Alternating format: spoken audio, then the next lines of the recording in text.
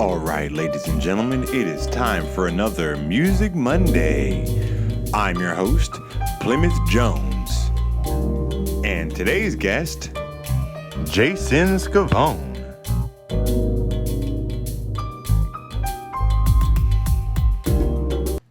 What's going on, everybody? Plymouth Jones here from ScrewUp TV, and it's time for another Music Monday. Today, we have the one and only JasonScavone. JasonScavone. Alrighty, and the crowd goes wild. Jason, how you doing today, man? I'm doing good. How you doing? Hanging in there, man. I'm living life. You know, it's a nice day outside. You know, weather's been all over the place. We're out here in North Carolina. Yeah. So you just got done telling me that you're pretty much a Charlotte native out here. That's right. Yeah. Charlotte? Yeah. Right?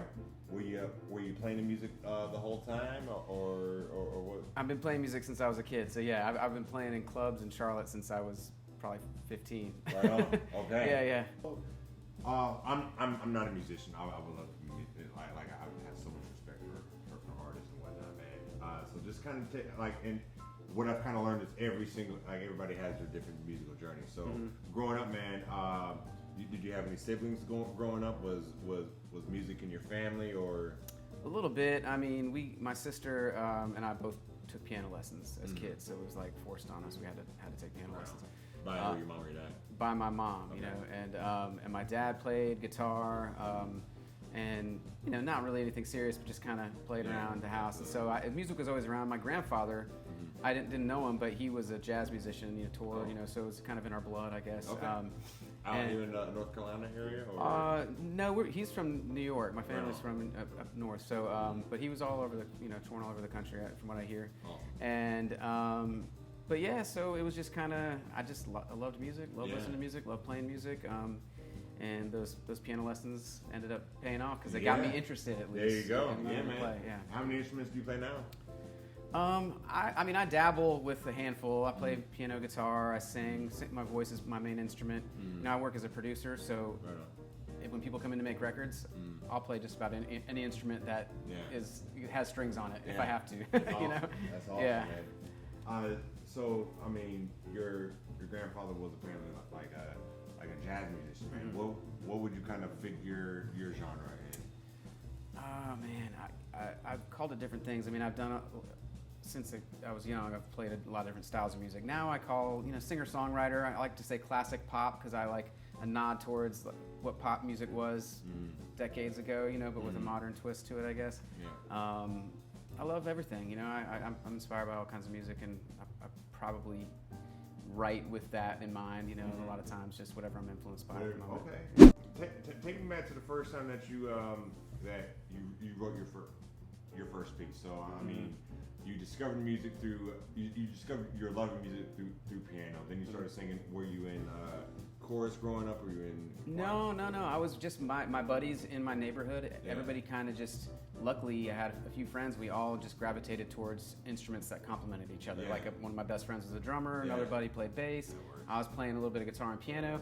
And so we just were like, oh, we should start a band. And we were terrible in the song. What was the name of the band? The first name was Red Molly. Nice. Yeah. Red Molly. Red Molly. Yeah. Cool. And most of those guys, all those guys are still playing music. That's awesome. Some of them around town. And so that's. We just played together. It was kind of our thing, our recreational thing was making music. And were you guys doing like cover songs? Were you guys writing your own music? Or? No, from right off the gate we were writing songs, and they weren't good, but they were ours. I mean, I'm sure that the reason why your songs are good now is because you started. It took some time. I honed the skill over time. Yeah. I feel like as an artist, man. I mean, just because like the artist path is such where it's a hard path. You know what I mean? Yeah, absolutely. It's not like the most there's no huge safety net there, as it were. So like, I feel like every artist has that point in life when they reach adulthood and they have to whether it's already made or not, there comes that decision. Am I going to keep doing this profession? So what was that like for you when you kind of decided I'm into my adulthood, I'm going to take this serious? Right. Well, I got lucky in that the band that I was with in my early 20s, all my good buddies, we got a record deal, and so I mean we were working hard to achieve that, but we had enough sort of validating outside just people saying, "Oh, you guys should keep doing this," or just things that were happening to validate the experience and the pursuit. But that didn't come to fruition the way we would have hoped. You know, we ended up getting dropped from our from that label and went through that cycle again with another label. So there was like a period in time, like my late 20s, where it was like, okay, do I have it in me to keep doing that? And it was, and I didn't really. And that's when I kind of, I still write my own music and put music out, but I transitioned more to behind the scenes, writing with other people, production, engineering, that kind of stuff. And so while I still am an artist, I'm able to make more of my living from producing other artists. So I kind of had this, I think like all these years that I've been honing these crafts, how can I put that into some kind of a viable source of income, you know, and still be creative and still love what I'm doing and all that. And that's so, awesome. Yeah. That's perfect. I mean, and I almost like that's the path, you know, your 20s, you get out there and then you're hungry and you're out there and you can do everything. Pay your dues. Then you get to like that decade line and you're like, okay, all right, that was fun, but you know, the bills have been real, you know? Yeah, absolutely. Really cool, man. So, when you first got that record deal, what was that like, man?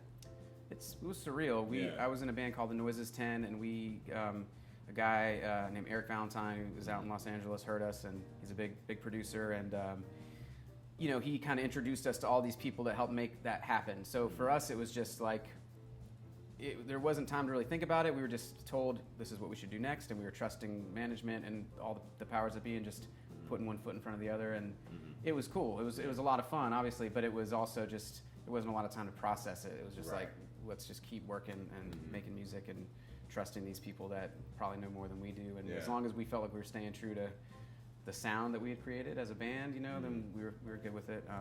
But it was exciting. It was a roller coaster because, you know, there's like that feeling of, I can't believe this is happening. It's really cool. And then when the letdowns come, it's just as impactful. So looking back on it now, man, because you said that, you know, you went through that about 2 times. What would you say that you learned from that? You took away from that? I learned that the priority should definitely be in what got me into it to begin with, which is creating art for the purpose of making art, because I feel like I have something to say, because it's just a way for me to express myself as an individual, and also to have that experience with my peers, with my friends, you know, these guys that I make music with. That experience of creating a record with somebody, or sitting in a practice space and just playing music with your friends, you can't beat that. I mean, for me, that's like a pretty amazing experience, and so that's what started it. That was the catalyst. And if I kind of learned I had to go back to that. Like, let's make music because it's a really enjoyable experience, and other people can enjoy it and can relate to it. Absolutely. And let that be the focus. Yeah, man. And I feel like with art, like, people can kind of tell when you're still passionate about it. You know what I mean? You know, that passion bleeds through your music. You know, absolutely. You know, as opposed to when you're writing it for a check. You know? Yeah. It's a big difference, and that's what's got to come first. And it's not the honesty, the transparency in creating art for just for those real reasons, as opposed to, you know, chasing whatever fame or success or money. People hear that, and I think that's actually what relates. You know, that's what people relate to more anyway. So it's like, if you stay true to yourself, you're more likely going to find something, you know, some success. It's 2020, man. What's the year looking like for you? What are you at? Well, I'm actually working on a new record, a solo record. I've got a lot going on. I produce full time. I work out of a place called Susu Studio in Charlotte, and so I mean, most days of the week I'm in there working with other artists. But at the same time, I'm writing and starting recording my own solo record. At the end of last year, I had a 10-year reunion with my band, the band that we were talking about before, the Noises 10, and so we're actually like, we hadn't played together in a long time. The drummer and myself, we've continued to play in projects, but the whole band hadn't played together. So we recorded a new song the end of last year, and we're like, you know what? Let's start putting some new music out. So we're working. We're not gonna, you know, nothing crazy. We're just gonna kind of like once every couple months just try to get in and write and record a new song. Yeah. Are you doing that in the goal of trying to come up with a project? Or? Yeah. I mean, we might. You know, the way people take in music nowadays is so much different. So it's like, whether it's a record or if we're just releasing singles one at a time, we're not really sure. But we really enjoyed getting back together and making the music again. So we're like, let's do it. You know, let's keep doing it. That's awesome, man. Yeah.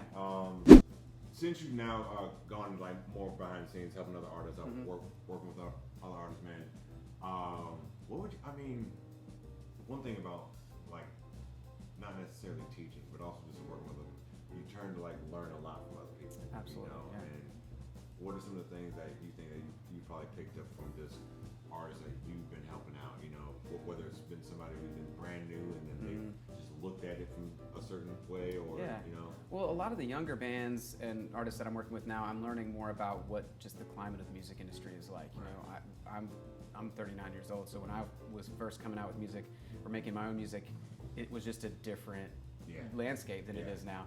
And so I've learned a little bit about how to just, you know, how to reach people with music and social media and all that kind of stuff. But really what I've learned is, I mean, it's more of like helping other people with their music. It's that process that helps me to sort of just learn how to look back, you know, kind of turn the mirror around and look at myself and look at my own art. Because, you know, a lot of times I can be my own worst critic, you know, and I have to sort of be that person that encourages the artist and say, help them reach their best version of themselves, you know. And so, I don't know, it's just kind of helped me let go a little bit and learn to just be okay with what I create. Yeah. I don't know. Dig it, man. And I mean, you're always going to be your worst critic, but at the end of the day, I mean, your happiness is what counts. Yeah, totally. And the act of you, I mean, enjoying creating that process. So, what song are we gonna hear from you today, man? I recorded this song called "Old Friend," and it's a brand new song. You know, the guys asked me to do this video, and I had another song in mind, and then just happened to write the song a couple weeks ago, and I'm like, I'm just gonna go for it. There you go. All right. Yeah. What brought on "Old Friend"?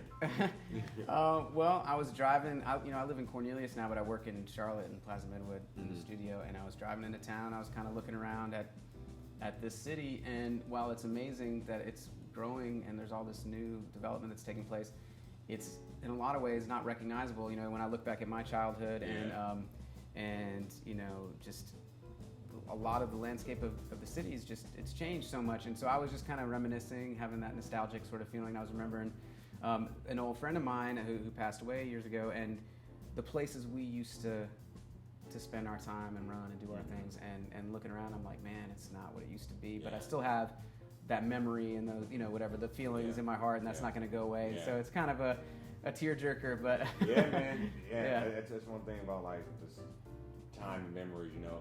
About, like things grow, absolutely, but, you know, and as much as you want them to stay the same, you know, things got to change. But that's true. That's awesome. Well, it's been great talking to you, man. Thanks a lot. Likewise, absolutely. Sending a great vibe your way, brother. Yeah, you too. Guys, make sure you guys check. Where can the good people find you, sir? I'm on Instagram, JasonScavone. Website's jasonscavone.com or jasonscavonemusic.com. So I'm out there. Yeah, all right. Check them out, guys. And as always, you can find me at Plymouth Jones at ScrewUp TV. Make sure you hang out after the clip or after the show to catch a clip from Old Friend. And make sure to stay tuned on Friday to Light and Song at noon to catch the whole video. Until next time, we are out of here.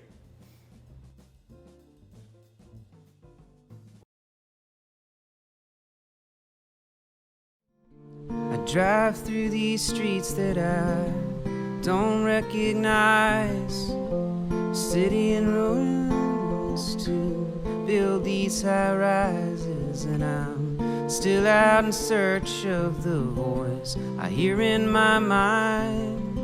I don't know if I will ever find it. Old friend, do you keep me in your heart the way I keep you in mine?